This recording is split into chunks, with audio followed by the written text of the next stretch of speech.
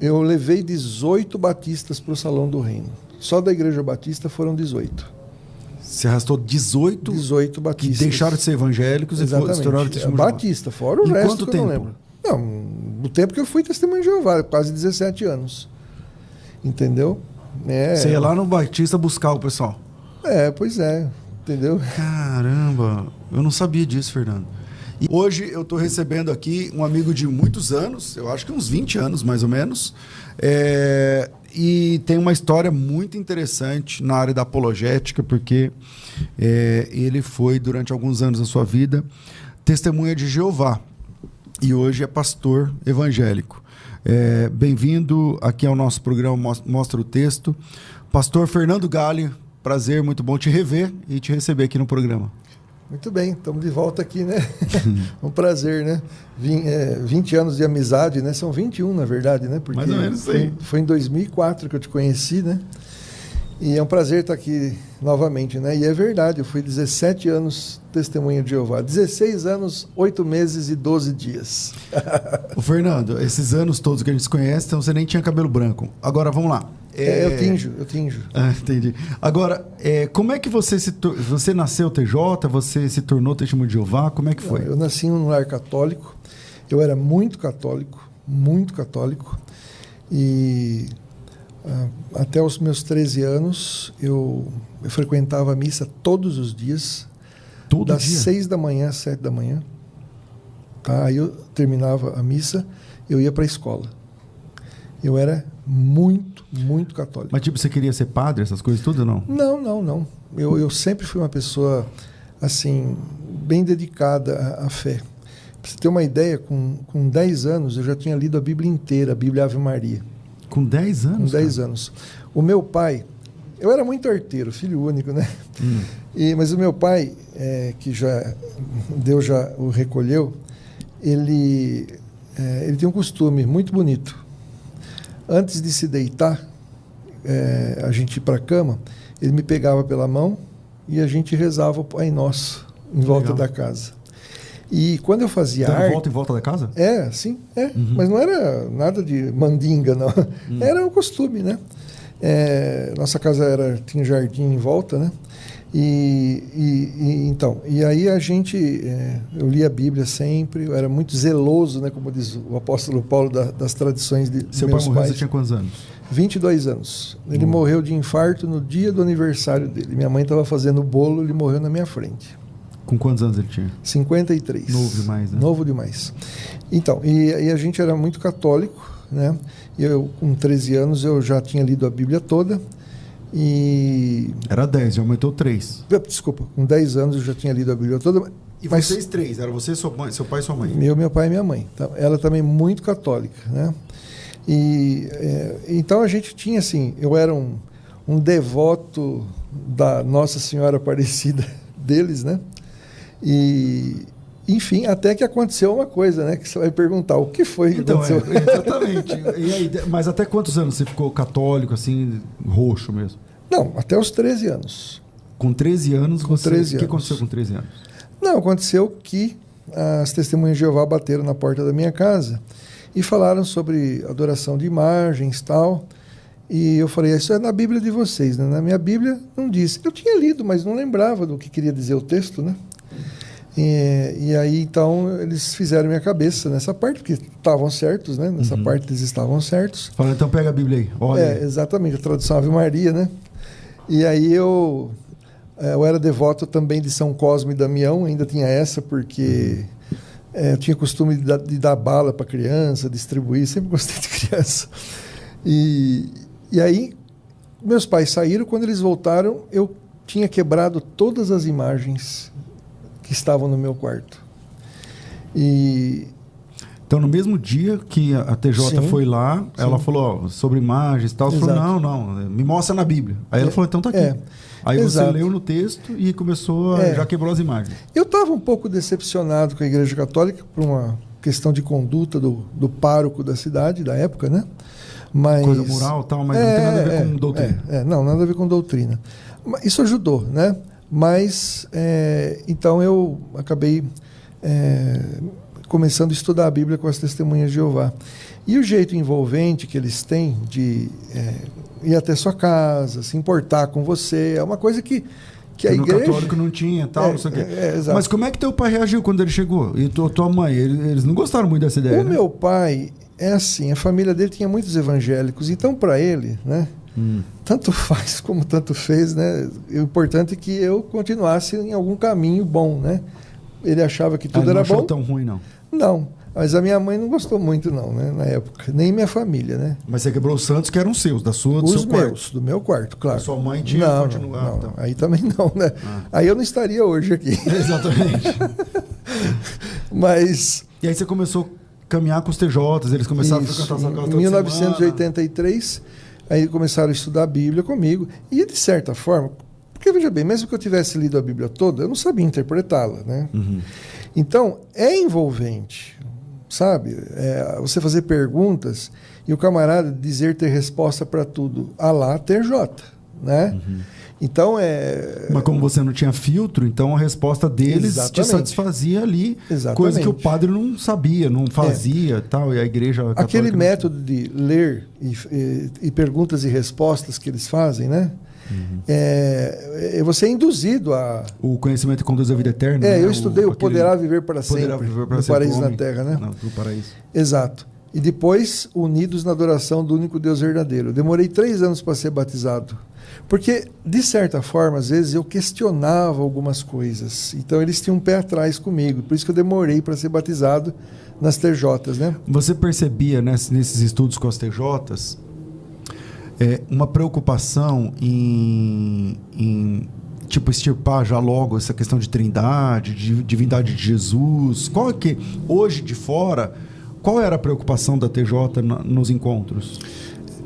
Na verdade, o livro Poderá Viver para Sempre, já no capítulo 4 ele abordava isso, o título era Quem é Deus. Então, praticamente nas 8 primeiras lições, eles já tocavam nesse assunto. Mas eu, naturalmente, levei esses questionamentos já no começo, porque a minha família falou, peraí, as testemunhas de Jeová não creem na Trindade, né? E aí eu falei, não, mas eu vou conversar com eles, né? E eles deram para mim uma revista de 1981 e mais outros livros que falavam, né, se devemos ou não crer na Trindade. E aquilo para mim me pareceu muito convincente, né? Como é que Jesus pode ser Deus se ele morreu por mim e Deus não morre, né? Como é que o Espírito Santo pode ser uma pessoa se eu posso ser batizado no Espírito Santo, né? Se eu posso ficar cheio do Espírito Santo, se eu sou ungido com o Espírito Santo? Essas expressões assim não se coadunam, né? Com uma pessoa. Com uma pessoa, né? E então eles, depois, já estudando há um tempo, uma revista de agosto de 1984 fez argumentos muito interessantes contra a doutrina da Trindade. E aí eu falei que eu ia ser um expert contra a doutrina da Trindade, um atafoninha na vida, né? Né? E depois eu desenvolvi argumentos mais fortes contra a doutrina da Trindade, de modo que eu desafiava pastores nas portas das igrejas. Você ia nas portas das igrejas? Sim, com certeza. Quando terminava o culto, eu mandava chamar o pastor para vir debater Trindade comigo. E você é moleque, novo? 16 anos, 17 anos. Eu fui batizado, tinha um peitudinho lá.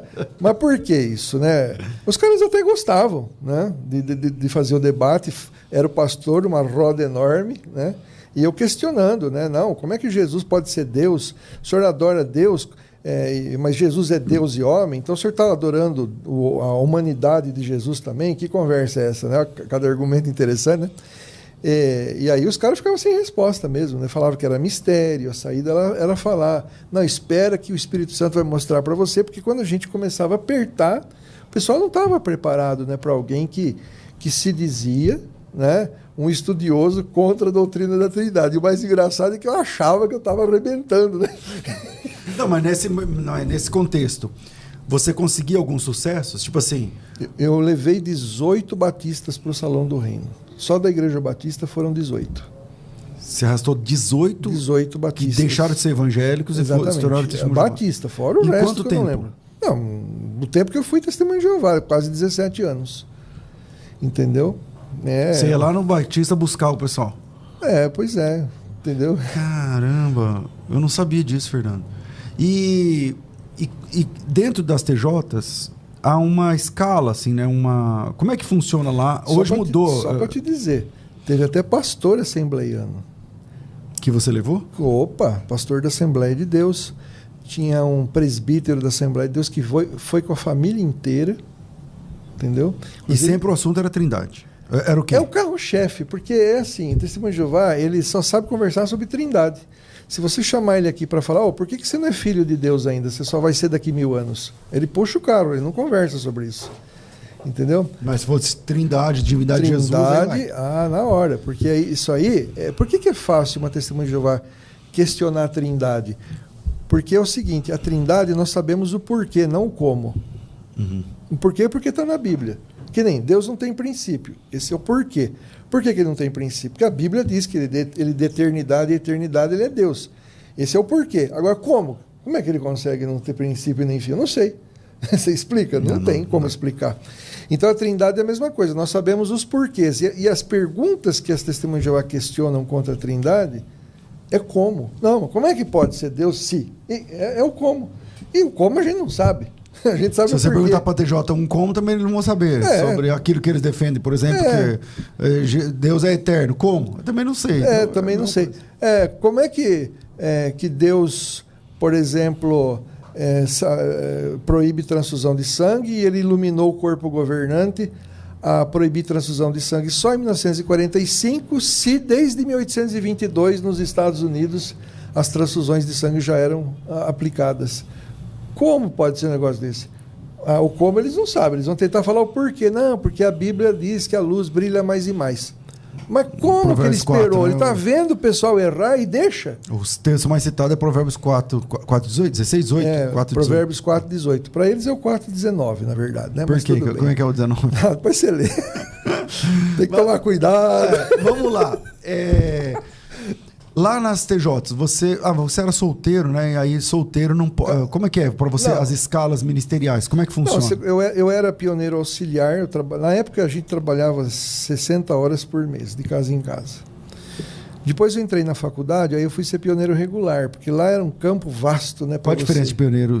O regular trabalha 3 horas por dia, de casa em casa ou visitando pessoas. Então, segunda a sexta?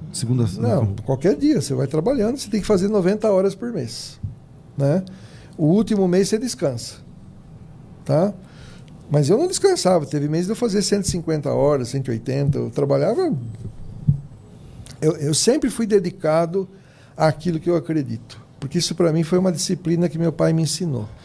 Falei, tudo que você defender se entrega com amor. Meu pai sempre me ensinou. Pioneiro, como é que é o nome? Pioneiro auxiliar, 60 horas por mês. Hoje é 30. Mudou, O regular era 90, hoje parece que é 50, sei lá. E, enfim, aí depois eu me tornei servo ministerial. Né? O que significa o que é isso? É o diácono. Né? Mas ele prega, e eu era muito chamado para fazer discursos públicos. Né? No Salão do Reino? No meu e fora, né? Diziam que eu era um bom palestrante, né? Com quantos anos você começou a pregar assim? 19. Solteiro, ainda já pregava e tal. Sim. E aí, quanto tempo de TJ, então, Fernando? Foram 16 anos, 8 meses e 12 dias. Quando você encontrava um crente bom de Bíblia, assim, como é que era? Você chegou a debater? Olha, eu só encontrei um cara bom de Bíblia que me deixou pensativo em algumas questões, que foi o reverendo Evaldo Berenguer. Ele inclusive, foi um auxiliar do Guilhermino lá no Rio de Janeiro, né, na Catedral Presbiteriana. E quando ele soube da minha conversão, ele me levou para lá, para fazer um seminário lá. Né? Mas, enfim, ele fazia perguntas interessantes, porque ele era um apologista. Ele sabia o que perguntar para mim. Esse é o problema, né? Porque, às vezes, quando você vai debater com o Testemunho de Jeová, você pode saber muito sobre teologia, mas se você não sabe o que, de fato, os Testemunhos de Jeová acreditam, você faz pergunta que para a TJ não faz sentido, né? Então, não adianta. Não toca no TJ, né? Então, porque o conceito, por exemplo, você vai questionar se Jesus é Deus, né? Para a testemunha de Jeová, Jesus é um Deus verdadeiro. Porque verdadeiro para ele quer dizer de verdade. Então o diabo é um Deus verdadeiro para as testemunhas de Jeová. Porque ele é um Deus de verdade, ele existe. Então na cabeça da TJ, verdadeiro é isso. Agora, por que para ele Jeová é o único Deus verdadeiro? Né? Porque além dele ser um Deus de verdade, ele é mais poderoso que os outros. Quando você alterna os termos também, a TJ fica desconfortável. Quando você pergunta, ele é um Deus... falso ou verdadeiro? Ele é um Deus verdadeiro? É um Deus verdadeiro. Mas ele é o verdadeiro Deus? Aí ele já fica meio desconfortável. Porque aí parece que verdadeiro Deus só tem um. Aí tem toda essa questão. Mas vamos lá. O que te fez, depois de tantos anos, sair das TJs? Como é que começa essa questão? A internet. Né? Em 1998, chegou a internet na minha cidade. Lembra da internet de escada? Então, peraí, em 98, então você estava entre as TJs na conversão de Raymond Franz. Na conversão? Não, na desconversão. Quando ele sai sim, em 81. Inclusive, mas ele saiu em 81, aí depois mas eu entrei em 83. Né? Então... Tá. Mas chega aqui no Brasil depois essa história, né? Também. Sim. Como é que era para a TJ? Porque para quem não sabe, é o seguinte, as Testemunhas de Jeová tem um corpo governante, que é uma mesa onde se sentam ali as pessoas que pensam a doutrina das Testemunhas de Jeová. E na década de 80... você tinha um presidente que era o Frederick Franz. Frederick William Franz. Isso. E acho que ele era o terceiro, não, o quarto presidente. E ele tinha um sobrinho, né? Acho que o Raymond Franz. O Raymond Franz era sobrinho do presidente. E ele era do corpo governante, mas ele era a mente teológica do corpo governante daquela época. Era ele, mas o tio dele era fera também. Não, sim, mas tirando o tio dele, que é o presidente... Era ele, porque ele fez a obra... A enciclopédia da ajuda ao entendimento da Bíblia, ele fez 70%. Exatamente, que é usado até hoje. Tal. E aí, como é que era para vocês o tema Raymond Franz? Não, a gente era alertado É que assim, a gente não tinha acesso. Ele virou um apóstata, foi anunciado, né, que qualquer coisa na internet que viesse... Quando chegou a internet, foi anunciado que tomássemos cuidado com a internet. E aí que eu fiquei com o pé atrás. Por que tomar cuidado? A verdade, né? Que medo é esse? Né? E aí eu comecei a pesquisar. E você sabe o Cid Miranda, né? Cid Farias, né? Miranda. O Cid Miranda, Eu comecei a ver no site dele algumas coisas e eu falei assim, não é possível, que negócio é esse de falsa profecia para 1914, não foi bem assim. 1925... Porque a TJ, ela dá uma reinterpretação, né? Tipo assim, deu errado, aí eles falam, não, mas peraí. Eles criam, por exemplo, em 1914, que aconteceu alguma coisa mesmo, tal, que Jesus veio. E aí eu falei, isso é tudo mentira. O que eu fiz? Eu fui para Betel. Eu vou pesquisar essa literatura aqui, eu vou na fonte. Melhor coisa, né? É uma questão, né?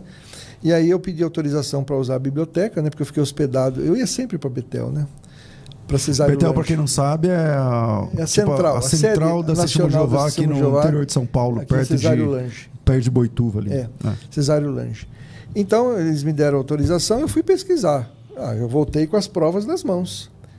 Né? E aí eu já comecei a ficar com, não é um pé atrás, né? Aí foi os dois pés, a mão, o nariz. Quer dizer, você foi estudar, piorou. Piorou, claro. Eu descobri tudo. Né? De 1925, ninguém sabia disso. Eles diziam assim, nós temos mais certeza que o reino de Deus será estabelecido na Palestina em 1925 do que tínhamos certeza em 1914. Aí o negócio começou a ficar quente. Em 1925 fizeram até uma mansão, não sei o que, tem toda uma história tem a mais. Beth Sarim, né? Exato.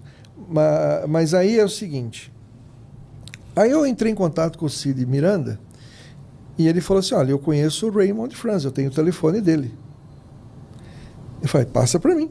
E eu me tornei um amigo de conversar uns 3 anos seguidos, todo mês, às vezes 2 vezes por mês, com o Raymond Franz. Você falava inglês, né? Yes, I spoke English very well at that time. Eu já falava bem inglês naquela época.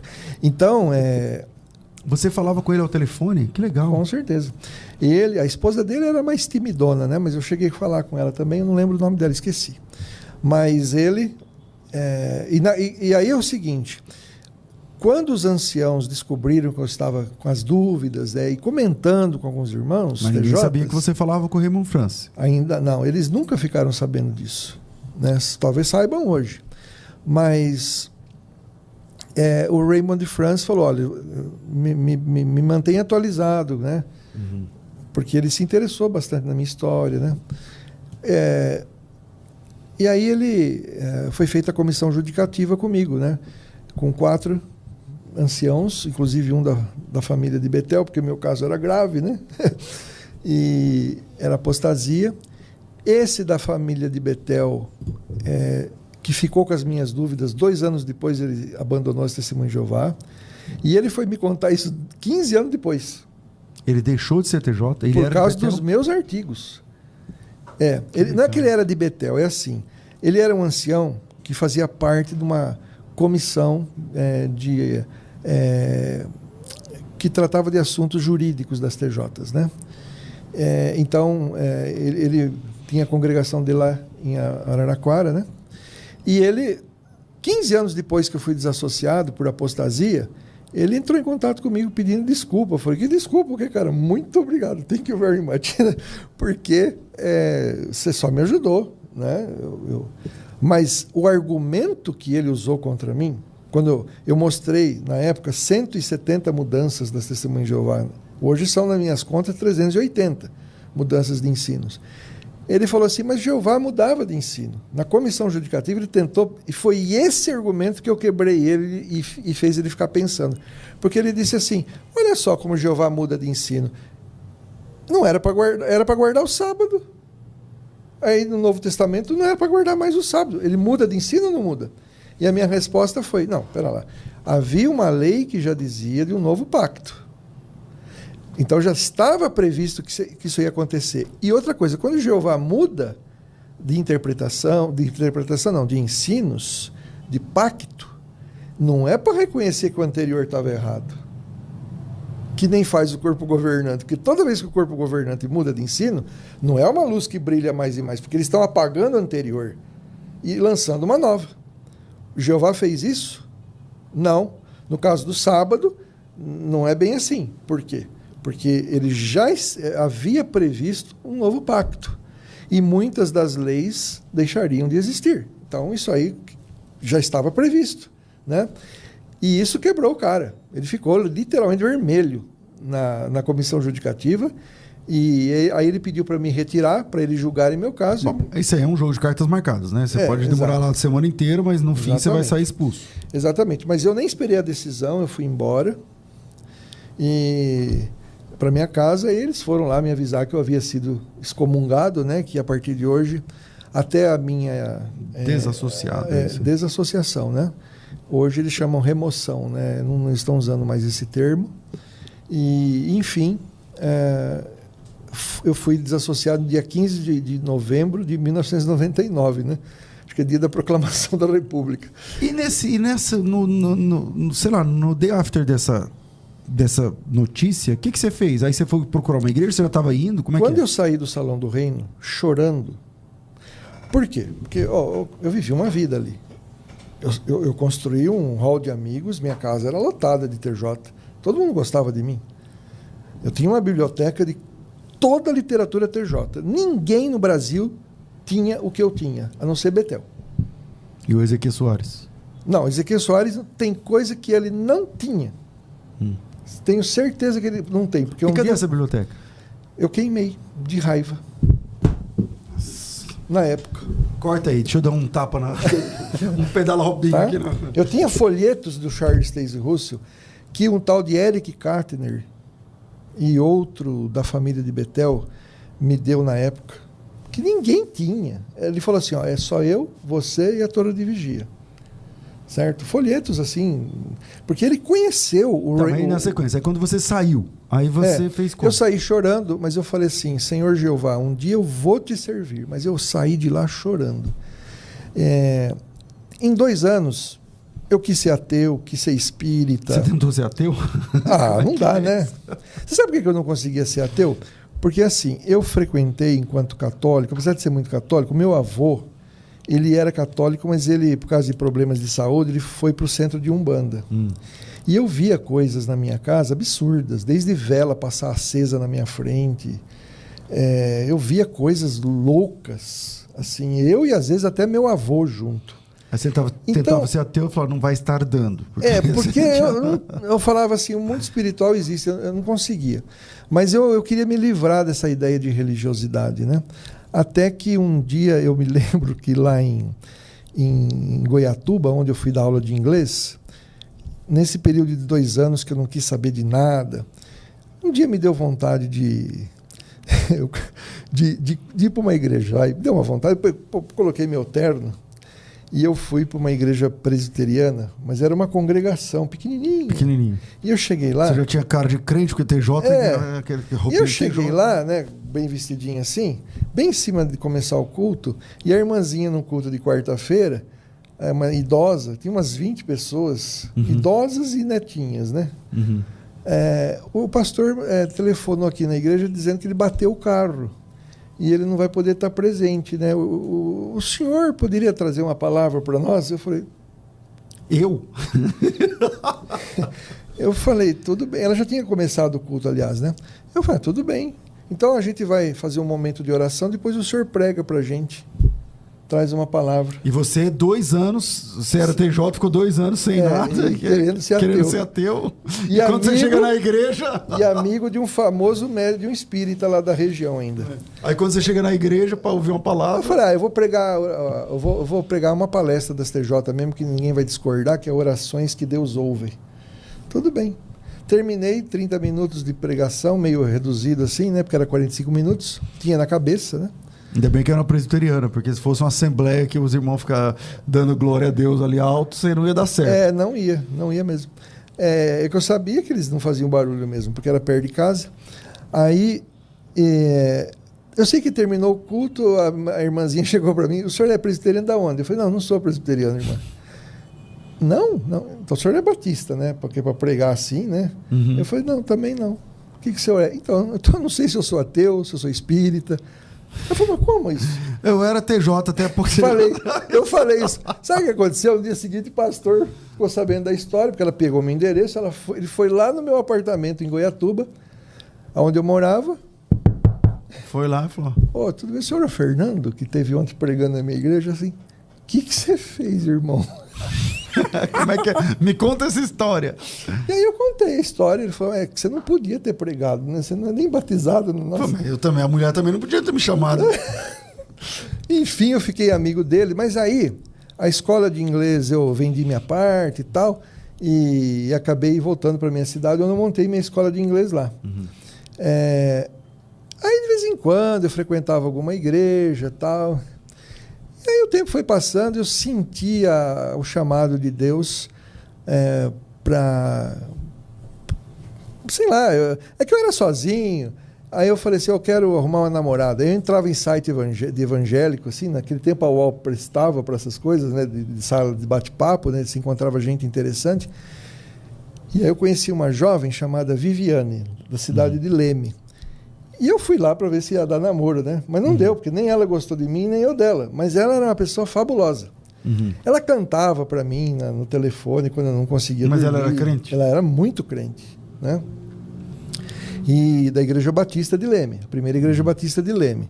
E aí ela me convidou para ir conhecê-la e tal, mas a gente ficou amigo. Não deu nada, mas ficou amigo. Mas ela me chamou para ir pregar, porque ela ia tocar piano na Igreja Brasil para Cristo. Teclado, né? E ela era pianista também, de primeiro naipe. E aí eu assisti a mensagem sobre arrependimento. Aí eu procurei o pastor da igreja e falei com ele, Deus não vai me perdoar, pastor. Vou arrepender do que eu sabia. Nesses 2 anos eu tô meio sem vergonha, né? E Deus não vai me perdoar. Porque eu sei, eu li a Bíblia 38 vezes, 34 vezes como testemunha de Jeová, lia cada 6 meses a Bíblia inteira. E eu sei muito bem o que a Bíblia fala sobre isso e aquilo que eu fazia, né? Que dá até vergonha de falar. E aí ele falou, pois é, eu era assassino.